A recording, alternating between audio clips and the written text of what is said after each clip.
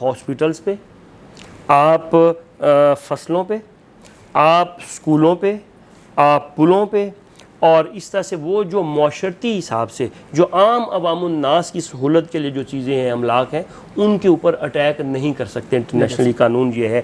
السلام علیکم جی، prime news میں آپ کا میزبان احمد رضا آپ کی خدمت میں حاضر ہے۔ ناظرین، احتجاج کرنا عوام کا بنیادی حق ہے اور جمہوریت کا بھی یہی حسن ہے کہ عام عوام بھی اپنی رائے کا اظہار کر سکیں۔ اسی حوالے سے کچھ بات چیت کرنے کے لیے ہمارے ساتھ جو شخصیت موجود ہیں، کسی بھی تعارف کے محتاج نہیں، سینئر ایجوکیشن لسٹ جناب راؤ محمد سلمان انعام صاحب، جو کہ ڈائریکٹر ہیں the professional group of colleges Dipalpur کے۔ آئیے ان سے یہ کچھ بات چیت کرتے ہیں اور یہ جاننے کی کوشش کرتے ہیں کہ وہ کون کون سے ایسے رہنما اصول ہیں جن پہ عمل پیرا ہو کے عام عوام بھی احتجاج کر سکتے ہیں۔ السلام علیکم سر۔ وعلیکم السلام۔ جی سر، کیسے ہیں آپ؟ خیریت سے؟ اللہ کا شکر، الحمدللہ۔ سر یہ بتائیے گا کہ پاکستانی عوام جب احتجاج کرتے ہیں تو ملکی املاک کو نقصان پہنچاتے ہیں، توڑ پھوڑ کرتے ہیں، جبکہ دوسری جانب اگر مغربی ممالک میں دیکھا جائے تو جب احتجاج ہوتا ہے تو بڑا پیسفلی احتجاج کیا جاتا ہے۔ سر بطور قوم ہم کس دہانے پہ کھڑے ہیں؟ بات یہ ہے کہ جو آپ نے بڑا امپورٹنٹ کوشچن کیا ہے، جو سب سے اہم ہے کہ احتجاج کس طرح کیا جائے۔ بالکل سر۔ پہلے تو ہم نے طے کر لیا کہ کسی بھی غلط کام پہ احتجاج کرنے کی اجازت ہے۔ اجازت ہے۔ احتجاج کیسے کیا جائے؟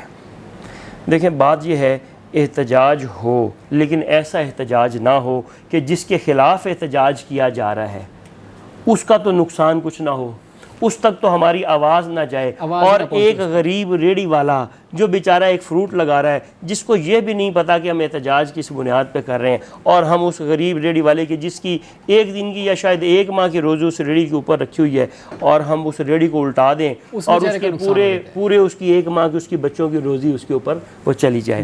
یا ایک ایمبولنس جا رہی ہو جس کے اندر کسی کا زخمی، میرا بھی ہو سکتا ہے، آپ کی بھی ہو سکتا ہے، کوئی بیمار ہو سکتا ہے، کوئی کریٹیکل سچویشن کے اندر ہو سکتا ہے کہ جو کسی ہاسپٹل میں اس کو پہنچایا جا رہا ہے، اس ایمبولنس کو روک لیا جائے یا اس ایمبولنس کو آگے نہ جانے دیا جائے، فرسٹ ایڈ تک پہنچنے نہ دیا جائے، تو جس نے تو گستاخی کی ہے وہ تو اپنے گھر میں اور اپنی جگہ پہ سکون سے بیٹھا ہے، وہ آرام سے بیٹھا ہے، جس کے خلاف احتجاج ہو رہا ہے۔ لیکن جس غریب نے، جس کو یہ بھی نہیں پتا کہ احتجاج کیوں ہو رہا ہے، ہم نقصان اس کو پہنچا رہے ہیں۔ اسی طرح سے اپنی ملکی املاک کو، جو کہ میرے اور آپ کے بچوں کا فیوچر ہے، ہم دکانوں کو جلا دیتے ہیں، اس طرح سے لوگ گاڑیوں کو جلا دیتے ہیں، اس طرح سے لوگ بسز کو جلا دیتے ہیں، غریب آدمی کو موٹر سائیکل رکشہ کو جلا دیتے ہیں، تو یہ احتجاج کا کوئی طریقہ نہیں ہے۔ یہ تو ایک اور غلط کام ہے۔ ہم ایک غلط کام پہ احتجاج کر رہے تھے پہلے، اور بدلے میں ہم نے بھی ایک غلط کام کرنا شروع کر دیا۔ ایک غلط کام ہو چکا ہے اور دوسرا ہم کر رہے ہیں۔ تو فرق کیا رہ گیا؟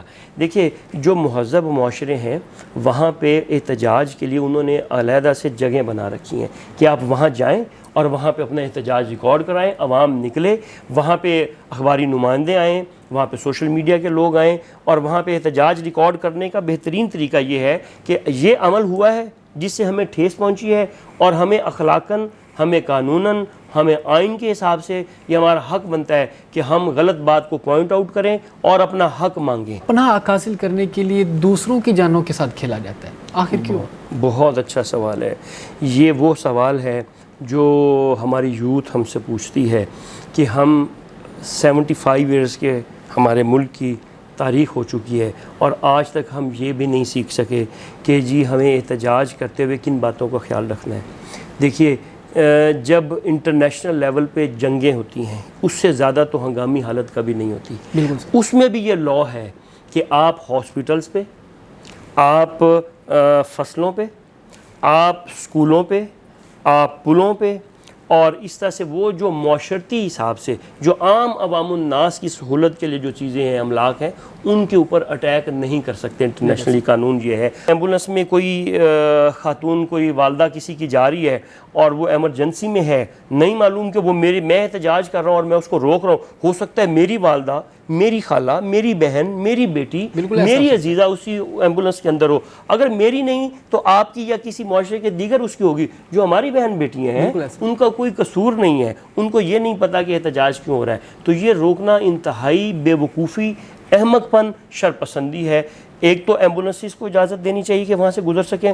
عام پبلک جیسے کسی نے کسی جنازے پہ پہنچنا ہے, کسی نے کسی ہاسپٹل پہنچنا ہے, کسی نے اسکول پہنچنا ہے, اس طرح سے کسی نے اپنے کوئی ضروری دفاتر کے لیے پہنچنا ہے, تو ضروری ہے کہ روڈ بلاک کرنا کوئی وہ میرے خیال سے احتجاج کرنے کا صحیح طریقہ نہیں, اور ایمبولینسز روکنا اور توڑ پھوڑ کرنا تو بالکل بھی صحیح نہیں ہے. سر احتجاج کرنا عوام کا حق ہے, دوران احتجاج پولیس کی جانب سے لاٹھی چارج اور تشدد کیا جاتا ہے, کیا غریب عوام اپنا حق حاصل کرنے کے لیے احتجاج بھی نہیں کر سکتے؟ آج آپ نے سب وہ سوال کیے ہیں احمد علی صاحب جو پچھلے 75 سال سے جن سوالوں کا 75 ایئر سے ہم جن سوالوں کے جواب تلاش کر رہے ہیں, اور آج آپ نے اس سارے سوالوں کے نبض پہ ہاتھ رکھ دیا ہے, اور آپ کی سارے تلواروں اور تیروں اور یہ سارے سوالوں کا نشانہ آج میں ہوں کہ شاید مجھے ان سوالوں کا جواب دینا ہے. دو طرفہ چیزیں ہیں. ہوتا یہ ہے کہ آج جو لوگ اقتدار میں ہیں, جب ان کے خلاف احتجاج ہوتا ہے تو وہ کہتے ہیں یہ احتجاج کرنے والے غلط ہیں, ان کے خلاف لاٹھی چارج کرتے ہیں, ان کو نقصان پہنچاتے ہیں, اور یہاں تک کہ ان کو اریسٹ کرتے ہیں, اور بے گناہ لوگوں کو بھی جو اس احتجاج میں شامل نہیں ہوتے. سیاسی طور پہ ہم یہ نہیں دیکھتے کہ احتجاج کرنے والے نے کس لیے احتجاج کیا, ہم یہ دیکھتے ہیں کہ یہ میرا مخالف ہے یا میرا حمایتی ہے. اگر مخالف ہے تو اس کو اٹھا کے لے جاؤ, اگر حمایتی ہے تو اگر یہ غلط بھی کر رہا ہے تو اس کو چھوڑ دو.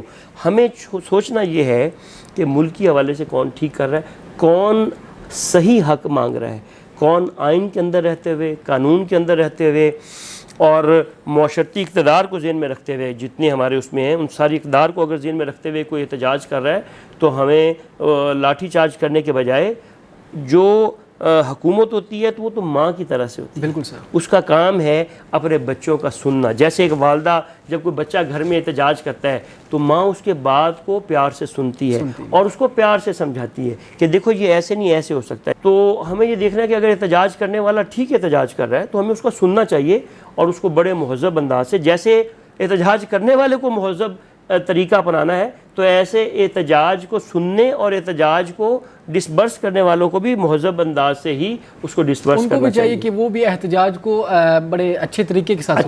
سیاسی جماعتوں کی جانب سے جب احتجاج کیا جاتا ہے تو کافی ساری اموات واقع ہوتی ہیں, جس کی واضح مثال ابھی یہ پچھلے دنوں پاکستان تحریک انصاف کے کارکن ذلِ شاہ کی موت ہوئی. سر ان تمام تر صورتحال سے نمٹنے کے لیے حکومت پاکستان کو کیا اقدام کرنے چاہیے؟ یہ ہمیشہ سے تاریخ رہی ہے کہ جو لیڈران ہیں چونکہ وہ عام طور پہ خود سامنے نہیں آتے اور کارکن سامنے آتے ہیں, اور ہمیشہ ایسے ہوتا ہے کہ ظاہر ہے اگر لیڈر پکڑا جائے یا سپہ سالار کسی بھی فوج کا پکڑا جائے تو سب کا مورال ڈاؤن ہو جاتا ہے. تو کارکنان کی کوشش ہوتی ہے کہ جو بھی ہمارا لیڈر ہے وہ سامنے نہ آئے, بجائے اس کے ہم احتجاج کریں. لیکن ہمارے ان کارکنوں کو بھی سوچنا چاہیے کہ احتجاج لیمٹس کے اندر کرنا چاہیے. اگر ہمارا کوئی لیڈر ہمیں کسی سرپسندی کا کہتا ہے, ہمیں ہرگز نہیں کسی کی بات میں آنا چاہیے, کیونکہ یہ ملک میرا, آپ کا اور ہمارا, اور اسی کارکن کا بھی ہے اور اس کے بچوں کے فیوچر کا بھی ہے. اس کو وہ کرنا چاہیے جتنا وہ سمجھتا ہے کہ یہ میرے ملک کے لیے ٹھیک ہے, اتنا احتجاج کرنا چاہیے. اور جیسے ابھی آپ نے ذلِ شاہ کی کہی, بدقسمتی یہ ہے کہ ہمارے معاشروں میں اس طرح کے بے شمار میں قتل کہوں گا اور ایسی شہادتیں ہوئی ہیں کہ جو آج تک موما ہیں. لیاقت علی خان صاحب سے لے کے جو ہمارے پرائم منسٹر تھے, قائد اعظم کی اپنی موت ایسا ہے جو موما ہے ہمارے لیے کہ اس کے پیچھے کیا محرکات ہیں. محترمہ بے نظیر بھٹو ہمارے سامنے ہیں, ذوالفقار علی بھٹو صاحب ہمارے سامنے ان کے ہیں, اور ایسے بہت سارے کیسز ایسے ہیں کہ جن کو ناجائز اور میں سمجھتا ہوں کہ غلط ان کو شہید کیا گیا یا ان کی جان لی گئی, جو آج تک موما ہے, جس کی باقاعدہ انکوائری ہونی چاہیے, اور انکوائری بھی ایسی ہونی چاہیے جس کا کوئی حتمی نتیجہ آئے. سر اس پروگرام کے تھرو عوام کو کوئی میسیج دینا چاہیں گے کہ یہ توڑ پھوڑ اور یہ قتل و غارت احتجاج؟ دیکھیں, ہم نے بڑی تفصیل سے بات کی ہے کہ کسی بھی احتجاج کا مطلب توڑ پھوڑ نہیں ہے, احتجاج کا مطلب قتل و غارت نہیں ہے, احتجاج کا مطلب اپنے آپ کو نقصان پہنچانا نہیں ہے, بلکہ احتجاج کا مطلب صرف اپنی بات اگلے تک پہنچانا ہے.